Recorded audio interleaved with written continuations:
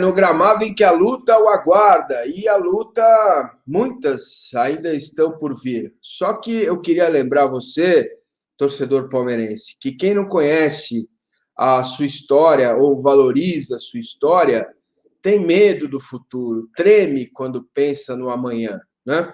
Então, nesta terça-feira, a gente vai dar um tempo no dia a dia, o treino, o jogo, o Abel, a escalação, São Paulo, para lembrar de um fato que parece que foi ontem, mas ao mesmo tempo parece que foi há muitos anos que o Palmeiras conquistou o bicampeonato da América no momento em que o Danilo fez aquele lançamento e parece que a bola parou, que o tempo parou e o Rony matou no peito, olhou para a área e eu, como palmeirense, tenho aquela desconfiança. Um dia eu vou perguntar isso para o Rony. Ele não vai falar, mas eu vou perguntar. Será que ele quis meter a bola para o Breno ou para o Luiz Adriano? Eu não sei o que vocês fizeram na hora que o Breno fez o gol. Eu não sabia nem que o Breno estava em campo. Porque se soubesse, teria dado uma bela cornetada no técnico Abel Ferreira. Porque palmeirense, assim, como bem disse o próprio treinador português do Palmeiras, o Palmeiras é um jeito de ser, de viver. O palmeirense não comemora, desabafa, o palmeirense briga entre si e não admite que outros falem mal da Sociedade Esportiva Palmeiras. Eu estou com um convidado aqui muito especial que me atende em meio à mudança de trabalho, inclusive ao falecimento da avó, que eu aqui deixo os meus sentimentos a ele, e pelo profissionalismo de estar aqui com a gente, Lucas Berti, autor do livro Verde América. Não podia passar em branco, né? Um canal que fala do Palmeiras e eu que tenho uma preocupação com a literatura palmeirense, não poderia deixar você fora. Eu queria fazer antes, nos 6 meses da conquista, essas coisas, essas efemérides, né? Mas a vida vai nos encarregando de dizer qual é o tempo das coisas que às vezes não é o nosso tempo, né, Lucas? Muito obrigado por estar aqui no canal, te agradeço de coração e vamos falar de Palmeiras. E, assim, para um jornalista palmeirense, no meio de uma pandemia, acompanhando uma Libertadores, como é que foi escrever o livro que você tão brilhantemente escreveu, Verde América? Massa, brigadão pelo convite, é uma honra. Eu falei para você no começo, mas repito aqui, acompanho o seu trabalho há muito tempo, desde mais pimpolho lá, quando nem barba na cara eu tinha, e sou muito fã do trabalho, então fiquei muito honrado e feliz mesmo com o convite. E é o que você falou, né? O tempo das coisas, ele é muito particular, né? A gente poderia estar falando de um bicampeonato da Libertadores do Palmeiras lá em 2000, né? Quando o Palmeiras eliminou o maior rival e poderia ter feito uma zoação histórica, né? Com um bicampeonato em cima do maior rival 2 vezes, mas quis o destino que esse tão sonhado bi, essa obsessão, né? Esse campeonato tão almejado pelos palmeirenses, só fosse vir 20 anos depois num contexto socioeconômico e humano tão complicado como foi. E eu acho que foi um pouco disso, né? Foi um pouco desse estalo que me fez pensar que poderia render um livro. Mas como algumas pessoas que já leram, né? E você ainda vai ler, Márcia, porque eu vou te dar um livro de presente, já fique marcado isso. Pô, cara, obrigado. Porque, enfim, eu até peço desculpas para o torcedor palmeirense que nem de verde eu tô e nem o livro eu tenho em mãos, que eu tive que vir para o interior aqui por conta de motivos familiares que você comentou. Até te agradeço pelos votos de sentimentos aí, mas eu não tô com nem trajado, né? Porque quando eu falo de Palmeiras eu gosto de estar a caráter. Mas, como eu disse, voltando, né? Como eu disse no começo do livro, eu sequer sabia que o Palmeiras ia trilhar esse caminho de glória no final, no dia 30 de junho de 2021, quando eu comecei a escrever o livro. Era agosto de 2020, o Palmeiras era mal treinado pelo Vanderlei Luxemburgo, tinha um futebol despedaçado, não existia ideia tática alguma, e as pretensões na Libertadores eram como de qualquer outro ano, de um time que tecnicamente era um pouco melhor que os outros, mas não tinha a mesma pompa de um River, de um Flamengo, e que com aquele futebol tão mal apresentado como era, você já deve ter feito análises variadas sobre aquela época do Palmeiras, as minhas pretensões de Libertadores eram mínimas, né? E aí comecei a escrever e falei, bom, eu preciso de um passatempo para a pandemia, E por que não começar a juntar, né, tomar notas sobre a relação que o clube tem com o futebol sul-americano, né, passando pela Libertadores. Porque apesar do Palmeiras até então ter só contar só com uma Libertadores, né? Era quase como um contrassenso histórico, né? Um time do tamanho do Palmeiras, com tantos números, com tantas finais, com tantos capítulos marcantes e estatísticas na Libertadores, ter um título só era muito pouco. Eis que eu começo a tomar nota, né? E sou consagrado, no ano em que eu começo a escrever sobre isso, com uma taça da Libertadores. Deve ter sido alguma entidade superior a mim, alguma coisa além de mim e para depois de mim, que deve ter falado, não, vamos dar esse moleque aí uma razão para realmente publicar esse negócio. Pois é. Bom, a gente, antes de perguntar para o Lucas o que ele encontrou nas relações do Palmeiras com a América, eu quero aqui aproveitar a oportunidade para falar do OneFootball, que é parceiro nosso no canal, para você assistir o Campeonato Alemão ao vivo, de graça, só no OneFootball, não paga nada. Você pode baixar o link que está aqui na descrição do vídeo ou colocar o seu celular, né, a câmera neste QR Code que está aqui. Eu nunca sei, aqui não, aqui, este aqui. O QR Code para você baixar o OneFootball é absolutamente de graça, tudo sobre futebol brasileiro, campeonato alemão. Vá na aba Jogos, clique ali que você vai se divertir, acompanhar o campeonato alemão assim que a bola voltar a rolar lá pelos campos europeus. Eu fico imaginando, meu caro Lucas, a gente trancado em casa, né? Todo mundo trancado, tentando, né, sobreviver em meio à pandemia, e você começa a estudar. Pandemia e mais de quase 600 mil mortes não tem lado bom, coisa nenhuma. Mas, por outro lado, a gente acaba se motivando a fazer, tirar projetos da gaveta, né? O que você encontrou da relação do Palmeiras com a América do Sul? É o que você falou. Eu sou uma pessoa muito crítica, abertamente crítica a essa gestão desastrosa que o Brasil tem na pandemia desde o começo, né? E eu, como jornalista, eu cubro América Latina e o meu dia a dia virou um grande tabelamento de mortes e de casos e de crises na América Latina toda. E isso me desgastou muito, até para a questão de saúde mental e ritmo de trabalho, e eu precisava encontrar um escape, né? E o Palmeiras sempre foi o meu escape, mas eu precisava dar um passo a mais, né? E aí eu falei, por que não, né? Tô trancado em casa, tô isolado desde de março do ano passado, tive o privilégio de não precisar trabalhar presencialmente, apenas em algumas coberturas e reportagens, então eu pude me focar bastante o tempo dentro de casa e quis aproveitar isso, né? E então, Massa, a questão foi, certo dia eu estava procurando na internet, né? E eu dei uma buscada no túmulo do Palmeiras, no túmulo oficial da Sociedade Esportiva Palmeiras, que fica no cemitério do Araçá, ali na região do Pacaembu. E aí eu lembro que entre os seletos palmeirenses que descansaram ali em berço esplêndido naquele monumento, né, em homenagem à instituição, tinham os consagrados de sempre, João Gaveta, que é um personagem histórico, tinha o próprio Cléo, fundador da Mancha e tal, mas tinha um tal Segundo Viladôniga. Né? E eu, como palmeirense e curioso, comecei a dar uma busca, porque confesso que o nome não me era muito familiar. Eu fui descobrir que o Viladôniga foi um uruguaio que fez história no Palmeiras, esteve nos times lendários do Palmeiras na metade do século passado, era conhecido como El Arquiteto, né? Porque era um cara de um exímio meio atacante, um cara muito técnico. Eu falei, bom, mas por que um cara tão desconhecido para nós palmeirenses está enterrado no mausoléu do clube, né? Alguma história deve estar por trás disso.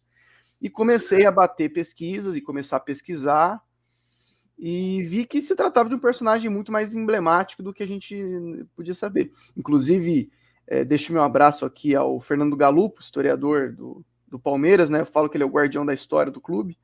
E ele até me comentou que o Viladôniga, isso fora da maioria dos arquivos, chegou a ser técnico do Palmeiras por um tempo, foi se aposentar, foi praticamente morrer jogando bocha no clube. O próprio Oberdan Catani, né, goleiro lendário do Palmeiras, chegou a comentar que no velório dele, no velório do Viladôniga, ele foi o único presente, e isso gerou uma comoção muito grande no Oberdan, e depois foi feita a transferência dos restos mortais do Viladôniga de um cemitério qualquer para o cemitério do Araçá. Então, essa própria história mostra como o cuidado com a preservação da história de um clube de futebol, ele tem que ser bem feito. E eu não sou historiador, né? Mas no meu papel de jornalista apurador, tentei colher esses cacos, né, e montar essa coxa de retalhos aí e colocar isso no livro. Então, eu separei o livro em vários capítulos e um deles é dedicado ao Vila Dônega, né, que é esse personagem uruguaio marcante na história do clube. Mas como... E aí uma coisa que eu tentei conciliar no livro foi, ao mesmo tempo, falar desses eixos históricos independentes, né, e, paralelamente, ir contando em capítulos alternados o que foi a Libertadores, porque eu acho que casou tudo, né? Tanto que eu falo, né? O livro é Notas de um Palmeiras sul-americano e bicampeão. Então são essas duas histórias. Eu costumo brincar, quando eu converso sobre o livro, que o livro é uma história, é uma viagem, né, pela América do Sul, pelos rios da América do Sul, em um grande barco chamado Palmeiras. Que coisa sensacional, hein? Bom, o livro está à venda na editora, na Livraria FC, né? Custa R$40, R$ 39,90. Tem um pouquinho mais de 140 páginas, né? Prefácio escrito pelo Maurício Brum, né? Muito legal. Você tem que comprar esse livro, você que está assistindo a gente, porque na mesa do bar, quando a gente quer ter argumento para discutir mundial, quer discutir história, a gente precisa conhecer o tamanho da história de um clube, né? E eu, sinceramente, eu lamento, porque boa parte da mídia, a mídia nem se fala, mas boa parte da torcida do Palmeiras, às vezes não conhece, né, a sua própria história. E quando a gente conhece a sua própria história, isso vale para o pessoal e para qualquer entidade. Você não teme o futuro, porque você sabe o tamanho da grandeza que ela tem. Você temeria muito menos a queda do Palestra Itália e o surgimento do Allianz Parque, porque se o Allianz Parque não tivesse surgido de alguma forma, nós construiríamos outro estádio com tijolo por tijolo, com um pedaço de areia, empurrando o piruzinho, o carrinho de mão, né? A gente faria qualquer coisa para ter um estádio aonde ele está posto. Então, esta força, né, é que precisa ser ressaltada e lembrada, porque a história é assim, né? A história tem quem, de fato, trilhou caminhos, né? E o Palmeiras sempre trilhou caminhos, primeiro, de dignidade, né? Segundo, de um clube altruísta que ajudou na febre, nas campanhas para a Cruz Vermelha Italiana, para a Cruz Vermelha Brasileira, enfim, o Palmeiras sempre esteve aberto para a sua gente e outras pessoas também. As festas da Chic Show também, né? Combatendo racismo. Eu cheguei aí e era uma delícia, cara. Domingueira, Chic Show, né? Música de primeira qualidade. Eu sempre gostei. Eu tenho origem italiana, mas tem alguma coisa errada que vem aí que não bate, né? Porque eu amo a cultura negra, eu amo a cultura afro. E, pô, eu fui no show do Tim Maia 2 vezes, nas 2 vezes ele não apareceu, mas eu fui, né? Então, meu amigo, agora vem cá, Dom Ernesto Filpo Nunes aparece no seu livro para a gente caminhar já para o encerramento? Aparece sim, em um dos capítulos. Eu tô dando alguns spoilers aqui, mas são spoilers muito irrisórios, né? O pessoal realmente que tiver interesse vai se deliciar lendo. E eu falo para os palmeirenses, isso não é para tentar vender meu peixe, não. Peixe não, vender meu porco, porque peixe a gente cuidou bem lá em janeiro. Mas eu falo para os palmeirenses, é um abraço. Esse livro é um abraço que eu faço eu dediquei eles a todos os palmeirenses, porque eu acho que a gente viveu esse momento, foi um momento maluco, né? Mas a gente não pôde se abraçar nos estádios, a gente não pôde estar lá, a gente não pôde virar a madrugada bebendo e comendo sanduíche de pernil lá na Turiaçu com a Caraibas. Então, assim, a gente... Esse componente importante dessa parte da memória, dessa parte social que é viver esses títulos, a gente não pôde viver por conta da pandemia. Então eu digo para eles que essa foi a minha forma de dar para eles um pouquinho do que foi, né? Tentar abraçar um pouco cada um dos palmeirenses que estão lendo o livro à distância. Mas sim, Filpo aparece, um dos capítulos, né? Fiz um parênteses grande, mas um dos capítulos é sobre o jogo que o Palmeiras fez em 1965, em 7 de setembro, inclusive meu aniversário, que derrotou a seleção do Uruguai, em que o Brasil foi Palmeiras e vice-versa, né? O Filpo, inclusive, era o técnico da época. E eu insisto muito nessa coisa, né? Eu sou um palmeirense, ainda que isso seja praticamente um pleonasmo, eu sou um palmeirense essencialmente melindroso, essencialmente dramático, essencialmente pessimista. E em 60... você não é diferente, você é palmeirense, só isso. Sou palmeirense, ponto. Nem precisa falar mais nada. Cara, o que eu leio de comentário, não ganha mais nada, esse time não joga nada, o Abel não sabe nada. É impressionante, cara, é impressionante. Eu olho os comentários, respeito, porque quando a gente se propõe a trabalhar com o público na internet, a gente tem que entender que as pessoas expressam, né? Então, agora, é isso aí, cara. Não tem de onde tirar nem pôr. Inclusive, nas redes sociais, né? Eu uso meu Twitter para motivos profissionais e tal, mas não deixo de cornetar tudo que eu vejo, né? Aí teve um cara que mandou uma mensagem e falou assim, pô, cara, eu gosto muito do seu trabalho, mas, cara, como você é chato. Você reclama de tudo, o Palmeiras vence, você reclama. Eu falei, mas eu falo, cara, a corneta é uma coisa libertadora. Se a gente não tivesse cornetado esse time até o Palmeiras trocar o Luxemburgo pelo Abel e fazer uma transição técnica naquele time, quem sabe se a gente não tivesse, nem esse livro fosse existir. Mas um desses capítulos, então, Massa, é sobre esse momento glorioso do Palmeiras em 65, em que a gente bate a seleção do Uruguai por 3-0, né, com um time bastante modificado durante o jogo, mas o Palmeiras passeou, Canarinho foi verde naquele dia, e é o que eu sempre falo, né, e por ser melindroso, o Palmeiras naqueles anos 60, na época não dava para dizer que a Libertadores fosse mais importante do que os campeonatos que o Palmeiras venceu. Às vezes uma excursão para a Europa significava mais, inclusive em termos financeiros. Mas se eu pudesse voltar no tempo, cara, eu daria uma Libertadores para Ademir da Guia e para o Filpo Nunes. Eu acho que eles mereciam. Talvez aos olhos de hoje. Talvez na época eles não tivessem devido nada. Eu acho que a história deles é grande o suficiente, principalmente do Ademir da Guia. Mas se a gente pudesse olhar para trás e falar, pô, naquela década o Ademir da Guia teve a Libertadores dele, né? Eu ainda acho que o Ademir da Guia merecia uma Copa do Mundo como titular. Mas, enfim, em 68 a gente perde para o Estudiantes, mas se a gente olhar, seria meio anacrônico falar que isso deixou a desejar. Na época, o Palmeiras fez uma coisa até maior, que foi pegar uma seleção que há 15 anos antes, até então, era o grande terror brasileiro, né, que é a seleção uruguaia, e venceu aquela seleção de forma imponente, de forma pomposa. E vale a gente sempre lembrar, é o que você falou em relação à questão do Mundial.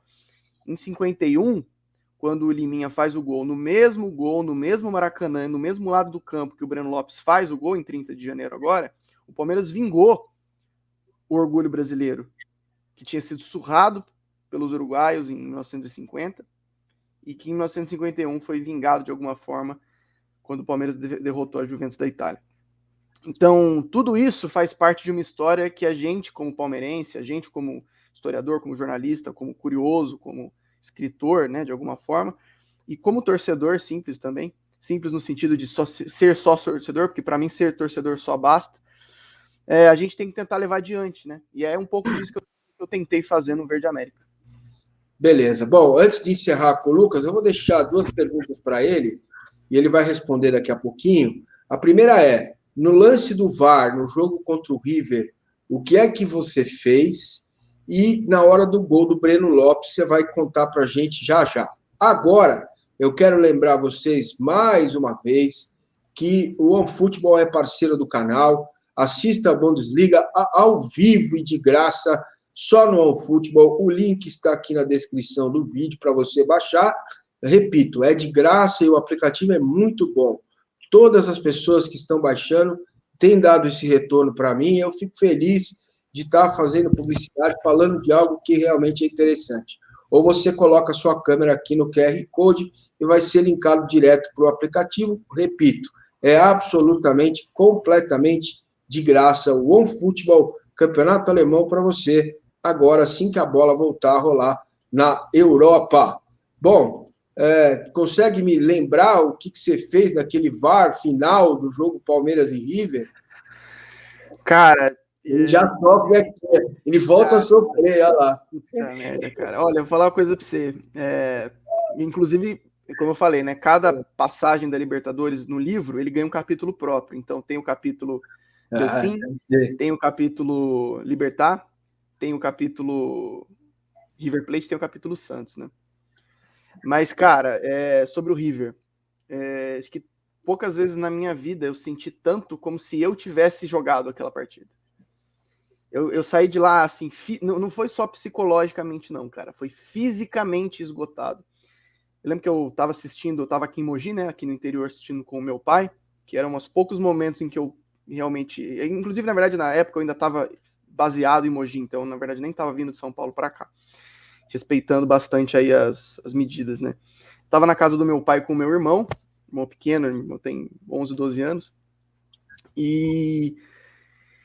Cara, quando saiu o terceiro gol, assim, eu falei, vamos sair mais 3, assim. Eu vi a mesma pane psicológica no Palmeiras que eu vi no Brasil, no 7-1 em 2014. Não existia explicação.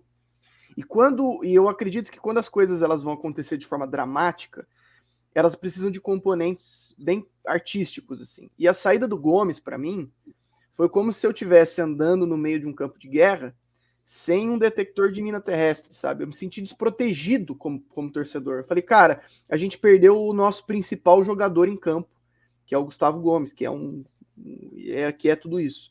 Fez 3 anos, inclusive, agora de Palmeiras.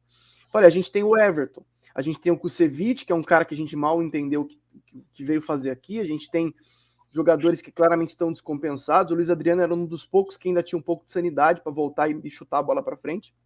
O Palmeiras estava apavorado. E o Everton fez o que fez. E assim, a única coisa que eu fiz quando saiu o terceiro gol foi aceitar. Eu aceitei o desfecho mesmo. Falei, bom, não é para ser esse ano mesmo. A gente realmente foi muito superior no jogo de ida, mas a gente foi engolido no jogo de volta. O River tomou 3 no jogo de ida, mas foi uma trocação franca. O Palmeiras chegou a ser assustado em alguns momentos. O Everton fez uma boa defesa no começo do jogo, numa falha do Imperiur, eles bateram uma falta perigosa.